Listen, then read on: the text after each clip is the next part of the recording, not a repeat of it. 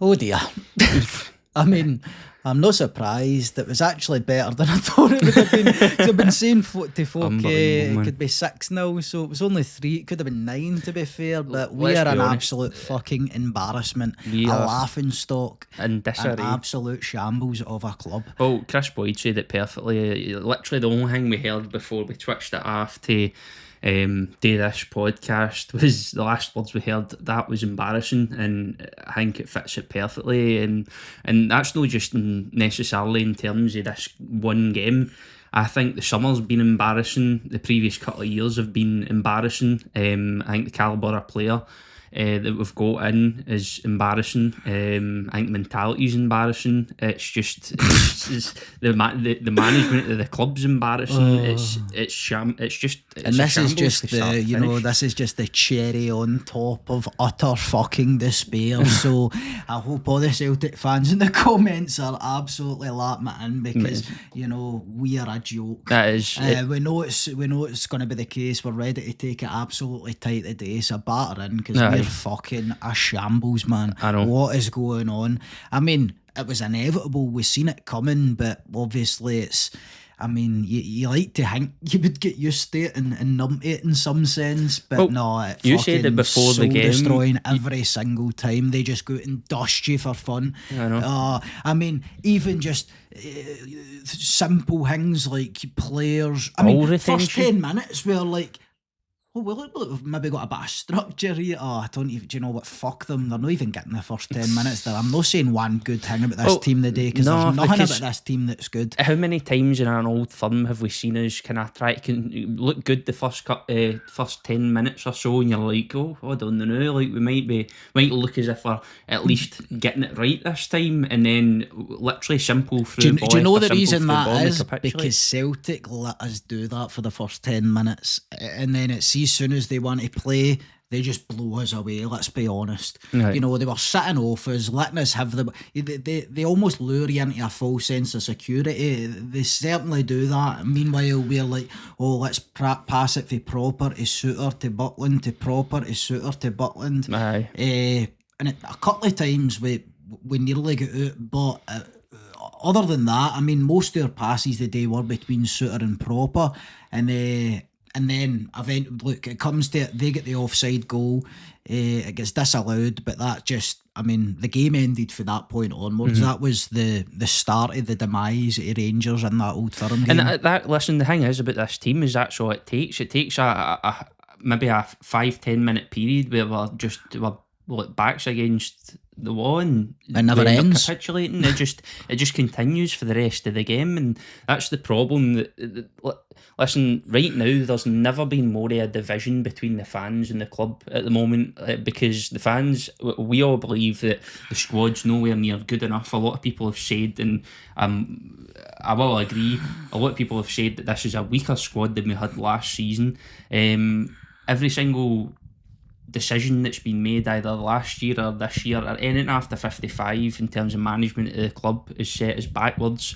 And if we're getting into the specifics of the game today, there's not one player I could point at and say, I mean, I said in the middle of the game, like certain players had pass marks until it came to the stage where we did completely just collapse. And you get to the end of the game and you look at each individual performance, like Butland was poor. I think Hefty was poor. Listen, I could sit there through the full team. Even Barton, I think, had a poor game as well.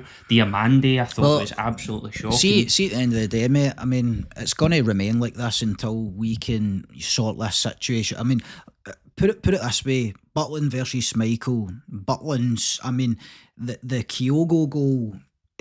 Way out of position. Miles out of position. Kyogo passes it in for 30-40 yards out. Mm-hmm. Do you know what I mean? So Schmeichel is better than Butland on the day. You look at the battle between the captains. Mm-hmm. I mean, Callum McGregor doesn't look in trouble at all throughout the game. Meanwhile, Tavernier's been turned inside out yet again. Mm-hmm. Something we all knew would happen. Sleeping on the goals. I mean, he simply cannot keep up with the Celtic winger. He can't keep up with the way they play as well, because they're constantly playing that through ball in between the centre half and the full back. Tavernier's just getting turned inside out. You compare Kyogo to Dessers. I mean, Dessers has a shot on goal for inside the box twice. The one that's offside, both times he passes it into Schmeichel's hand. Kyogo, drops off our two centre backs who don't want to get near him because they know that if he turns, he's 5-6 yards away for them before they can get started. So they give him all that space. He turns, passes it into the bottom corner. The wingers, there is nowhere in the park that we outmatched them today. We never matched them at all. Czerny's loss of possession was like the amount of times he lost possession through that game as well. I just don't think he was good, and to be honest, empty jersey everywhere. I'm not a fan of Czerny. What I've seen so far, to be honest. I know he's got a decent left foot. So did Barisic, but I genuinely believe that front line is so far weaker than the likes, say, when even Kent and that was here, that it's unbelievable. Matondo again, empty jersey. I thought he was so poor. I suppose McCausland came on and didn't really inject anything into the game. It was one of the games that as soon as that wee period at the start that we had, we looked to have some pass marks. This is my final say as well on Dessers. I've made up my mind now, because we're here, there and everywhere. He looks like, he's scoring goal. He could be a number. All he needs to do is score. Dessers, I'm finished with Dessers, mate. That's it. Final decision. I won't change my mind. It's alright scoring. Unless a miracle happens, I won't change my mind, mate. He's 2 chances today. He's passed them into Schmeichel's hand. He can't take a touch. He can't hold the ball up. He's useless. Honestly, there's no redemption for Cyril Dessers for me. I don't know how we going to go a season with him leading the line up top. I can't imagine. Even at that, like it was screaming for change for the half time. Like up there was screaming for change for half time. And let's be honest, like I tweeted it out. We were 6-0 up against Ross County. Igmani was not even on the bench for that kind of game. We're 3-0 down in an Old Firm at Parkhead, just completely demoralised, and on comes Igmani. I don't get that at all. Why would you bring him on? Why would you not bring Danilo on and give Danilo a run it? Like I just don't see the point in putting, especially if you're coming out and saying like he's not trained at this level, like he's probably, the sounds it as his professional debut. Like why is this game? See at that point, I think it's honestly the manager going, do you know what? I don't know what else I need to fucking do here. And I know the manager might get some criticism for maybe his subs and his decision, but see, at the end of the day, see, before the game had kicked off, everybody was praising the manager's team and saying that's the team that we wanted. It was the strongest team we expected. He made the decision to take out Lawrence and bring in Sterling for a bit of firepower in the middle of the park, and he's repaid with being 2-0 down at half time, and a completely dominant display for Celtic for 10-11 minutes onwards. Well, that's the thing. Like we looked at that starting lineup and went, right, that's our strongest team now. That is 100% our strongest team now. It's the lineup we all wanted, and it was still miles off Celtic, and I mean miles off it. Oh, aye. And to be honest, like you look at what Goldson departing, and you look at how we've tried to rebuild this defence, and to me, I literally don't see any difference. I just see the same mistakes. I see the same ball watching, and I see the same sleeping. I see two centre backs that can't command their own area. There's no progression whatsoever. See, the thing is, Suter and Proper, right? They're the worst 2 centre backs that you could imagine playing against that Celtic front line. Suter and Proper, they're big boys. They want to get tight. They would rather play against a Cyril Dessers type. Aye. But you put Hatate, Kyogo, Maeda, and they've not got a clue what to do. No. They're scared to get near them. How many times did Celtic get to, drive the ball down the wing and cut it back to the middle of the edge of the box. But that's what they do every single time. We've been yards off that cross into the box. Because people can't follow runners, and ultimately, see if you want to stop Celtic, you're going to get people like Kyogo who can do what he done for that far out as well. But if you really want to stop Celtic, which is it's no easy, man, because they're fucking brilliant at what they do, because teams know what they're going to do, and they do it every time, and they do it even in the games where they should be under pressure, maybe against us. Well, not technically under pressure. Who would be under pressure against that Rangers team? But you can watch. Clement's probably showed exactly how they're going to play, how they're going to set up their attacks. They're going to play that ball between the fullback and the centre back, cut it back. And yet they still done it for fun today. It's very difficult to stop because they're that good at it. It sometimes looks as if they're not going to do that. They're going to play it inside, but their quality on the ball in tight areas and stuff like that is just something we cannot cope with at all. We don't have the players for it, unfortunately. No. I think we need to resign ourselves to being second place yet again. But the way Aberdeen are looking. But we might be even further off it than last year, to be honest. There's no doubt, like, if you're going off what we've seen so far this season, Ross County was an outlier, but I've never... So in terms of the Rangers support in general, we went into this game no excited. And to be honest, any game like a Ross County game's like a massive surprise. Like, we knew what we needed this summer in order to, complete this so-called rebuild. We know what we needed. We never got it. And now we are a player short on deadline day. But the fact that we are scrambling about, and you said you were fearing this, but the fact that we are scrambling about on deadline day, trying to get business done, is terrifying. And trying to get players at the door, one of which is still here, and Hadji, who I don't even know what's happening with him anywhere. He'll probably end up going to Shindy or something like that. Well, if he can even go at all, do you know what I mean? We're just going to, have Hadji on the books, but no play him as well. Like, situations like that have happened very seldomly at Rangers, but it seems to be, sort of par for the course of how it went this summer. It was a complete shambles. We can't seem to get anything right. The club's in a really bad way, and it's no just on the park now, it's off the park. Decisions behind the scenes are frightening, honestly. But obviously that's going to, bleed onto the park, and what we've seen today was really, unfortunately, what we expected.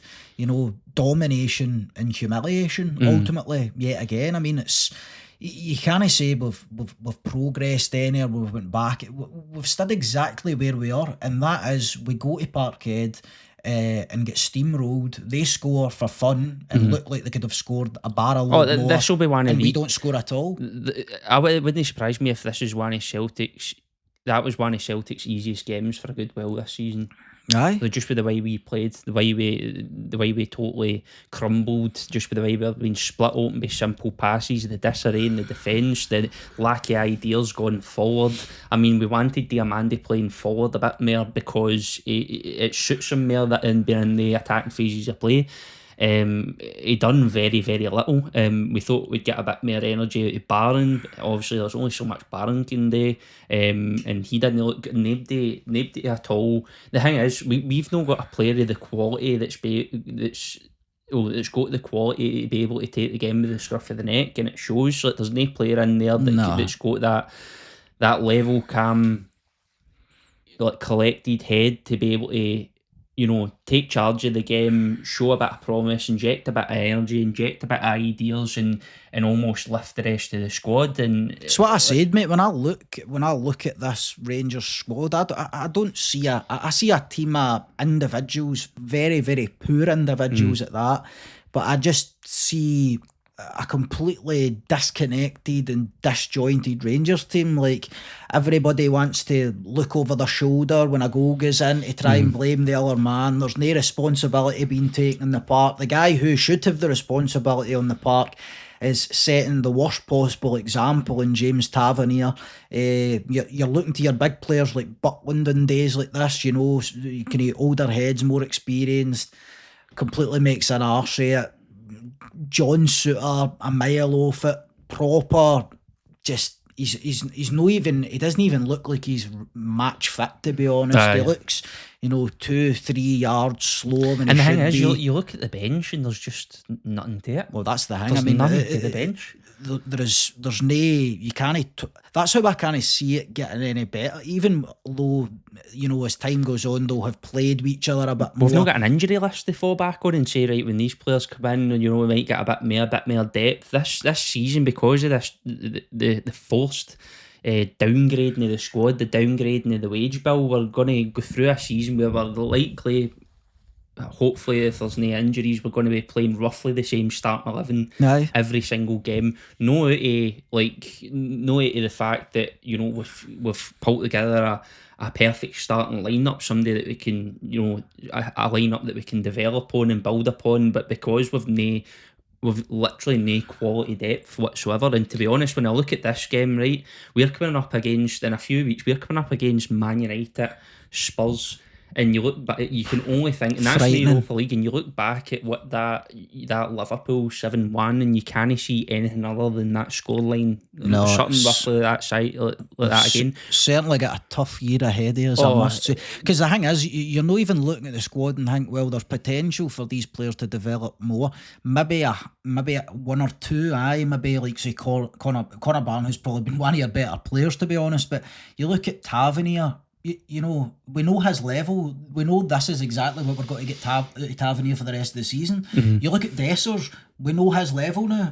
This is exactly what you're going to get out of Dessers for the rest of the season. Mm-hmm. Matondo, we know exactly that's what we're going to get off Matondo for the rest of the season. Mm-hmm. So straight off the bat, you're 3 men down. John Souttar, that's exactly what you're going to get off of Souttar. Now, don't get me wrong, I mean, Souttar certainly wasn't the worst, but we know what we're going to get, and we've just had it, basically. Right. And this is what we've to look forward to for the rest of the season, ultimately. Well, that's the thing. Like, you get any other team in the Scottish Premiership that look at that game and just think to themselves, all we need to do is go for it, man. Try and go toe-to-toe with Rangers. And tell me, but, right, if James Tavernier never had that armband, how on earth would he continue to play against Maida in these Old Firm games? He's undroppable because he's got that captain's armband. But how can you justify playing him up against this guy that turns him inside out every Old Firm, mate, for the last 8 at least? Mm-hmm. Do you know what I mean?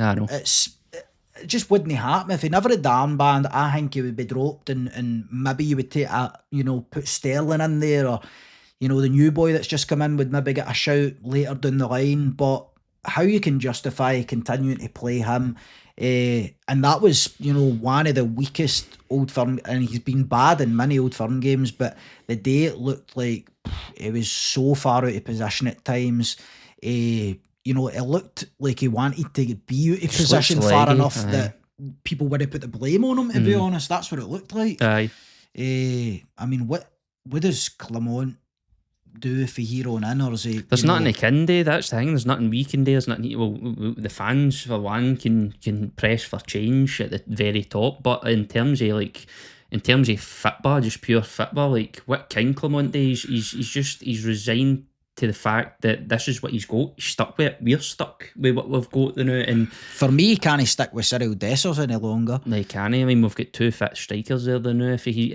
know what I mean, if you've got the bollocks to put a young boy like Igmani on at 3-0 down at Parkhead to try and get something, there's no reason why he can't start our Dessers in any other game.